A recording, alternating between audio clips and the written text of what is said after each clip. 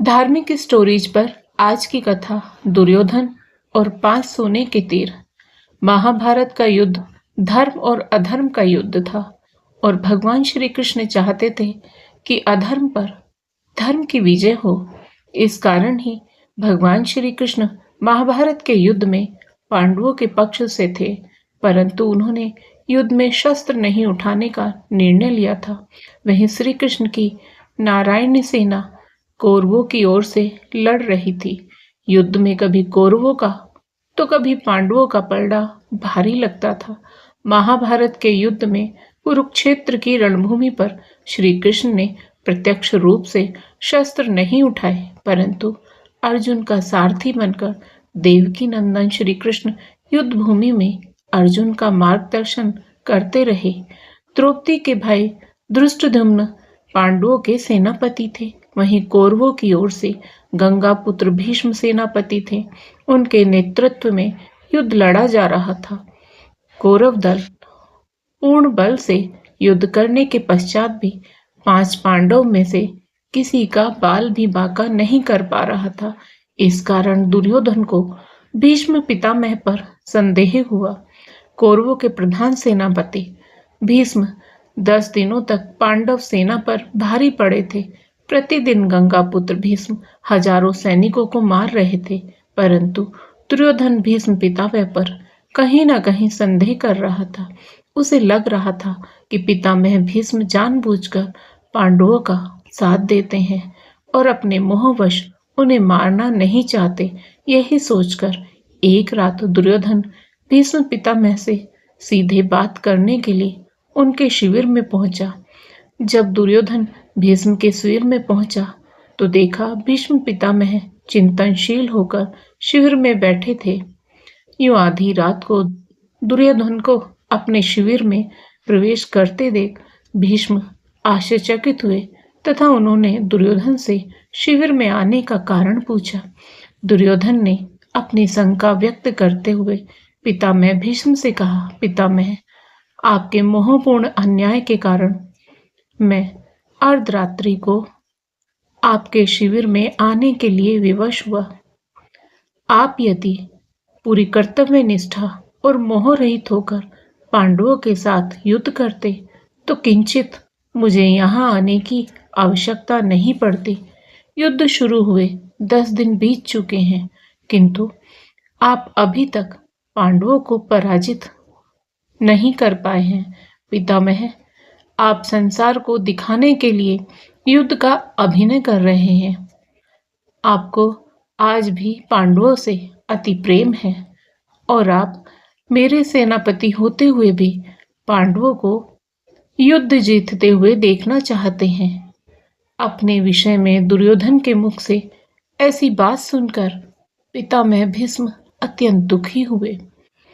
दुर्योधन के मुख से कटु वचन सुनकर भीष्म पितामह ने दुर्योधन से प्रश्न किया कि तुम क्या चाहते हो पुत्र दुर्योधन? दुर्योधन ने कहा, पांडवों की मृत्यु, और इसके लिए आपको अपनी दिव्य शक्तियों का प्रयोग करना ही होगा। पितामह भीष्म ने अपनी शस्त्र विद्या का प्रयोग करते हुए सोने के 5 अचूक तीर निकाले और इसे अभिमंत्रित करते हुए बोले, दुर्योधन, तुम व्यर्थ में संदेह करते हो। इन बाणों से कोई नहीं बच सकता। कल का दिन युद्ध का अंतिम दिन होगा। एक ही दिन में 5 पांडवों को इन बाणों से समाप्त कर दूंगा। फिर पांडवों के मरते ही युद्ध का परिणाम तुम्हारे पक्ष में होगा। पितामह भीष्म की बात सुनकर दुर्योधन प्रसन्न हुआ, परंतु अगले ही क्षण उसके मन में पितामह भीष्म के प्रति पुनः संदेह उत्पन्न हो गया।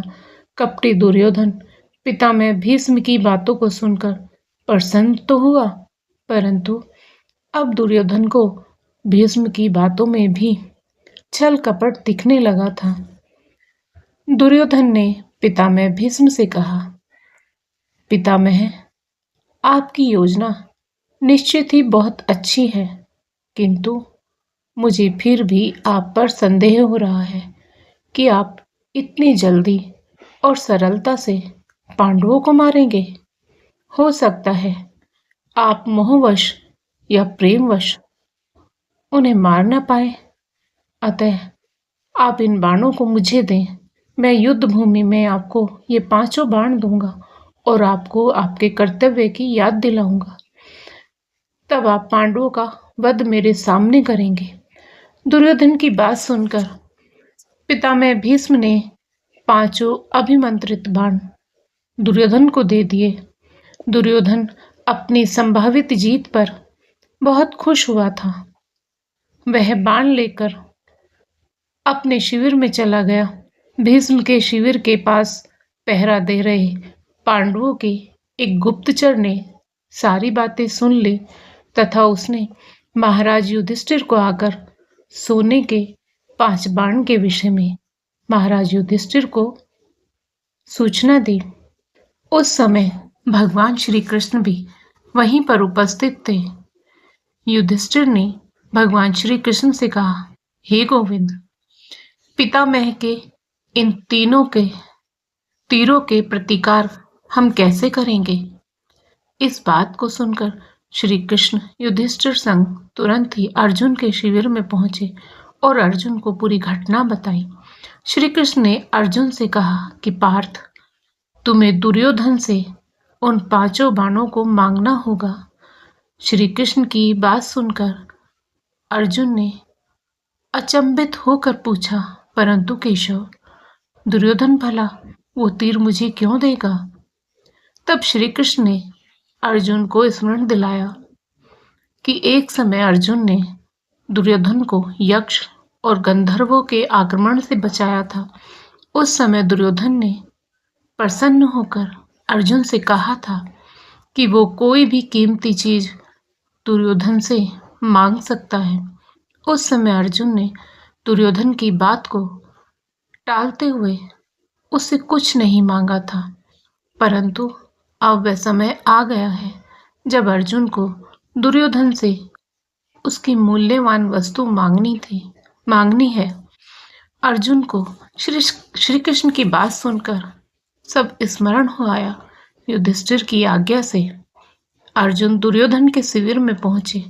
दुर्योधन अचानक अर्जुन को यूं अपने शिविर में आया देखकर सशंकित हुआ, किंतु दुर्योधन ने अपनी शंका को छुपाते हुए जोर जोर से अट्टहास करते हुए अर्जुन से कहा, आओ अर्जुन, आओ, क्षमा मांगने आए हो क्या?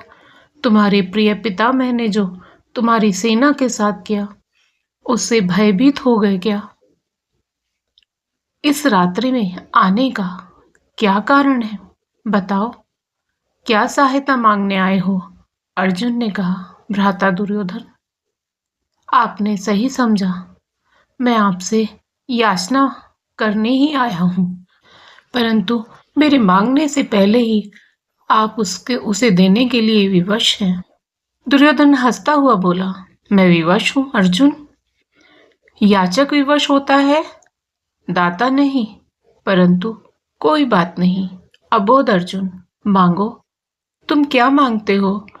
अर्जुन ने दुर्योधन से वह 5 बाण मांगे, लेकिन दुर्योधन ने अर्जुन को मना कर दिया।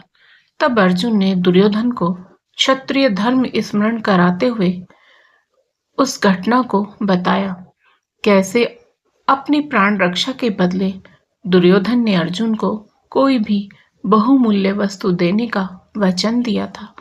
दुर्योधन ने अर्जुन से कहा, तुम कुछ और मांग लो, मैं यह नहीं दे सकता। तब अर्जुन ने कहा, यदि आप अपने वचन को पूरा नहीं करना चाहते तो कोई बात नहीं भ्राता। अब आपके पास कुछ बहुमूल्य है भी तो नहीं जो मांगा जाए। सामर्थ्य के अभाव में आपको पितामह के बाणों की आवश्यकता भी है। ठीक है, मैं चलता हूं। अर्जुन के कटाक्षों से दुविधा में फंसे दुर्योधन ने कहा, रुको अर्जुन, किसके पास सामर्थ्य नहीं है? हम 100 हैं, तुम 5 हो, फिर न चाहते हुए भी दुर्योधन ने 5 बाण अर्जुन को दे दिए। अर्जुन उन दिव्य बाणों को प्राप्त कर अपने शिविर में आ गए। इस प्रकार भीष्म से बाण लेने की गलती दुर्योधन पर बहुत भारी पड़ी और पांडवों की मृत्यु टल गई तथा महाभारत के युद्ध के अंत में पांडवों की जीत हुई। श्री कृष्ण भगवान के प्यारे भक्तों, आपको आज की कथा पसंद आई हो तो वीडियो को लाइक करें, शेयर करें, साथ ही हमारे चैनल को सब्सक्राइब करें, बेल आइकन को प्रेस करके ऑल बटन पर क्लिक करें। राधे राधे प्यारे भक्तों।